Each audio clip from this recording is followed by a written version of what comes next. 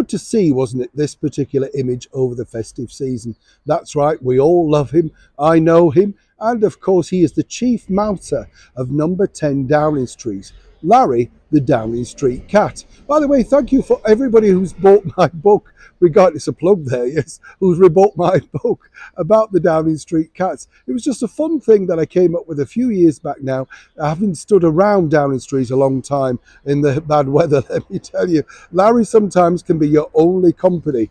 Grumpy is not the word. A lot of people think that Larry's this lovable cat, you know, but he's not. You know, he hisses at you a lot, turns his back on you, and he's not bothered about food, really, and treats. He gets treated all the time.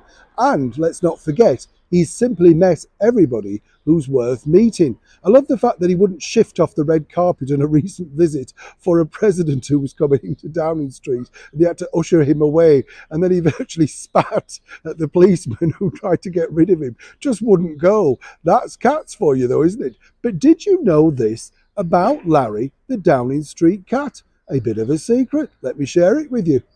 Hi, good morning. How are you? Nice to see you. Thank you so much for joining me. If you've got a cat, I'd love to know. Let me know their name and share it in, of course, the comments below. And are they grumpy or are they friendly? Are they your best friend? And what do they do for you? You know, because that's the thing, isn't it? We like the fact that, you know, cats wander in at any moment and demand food, don't they? Then you feed them. They just turn their back on you and wander off. Now, Larry is different, you see, because currently his boss is the Right Honourable Rishi Sunak, the current British Prime Minister.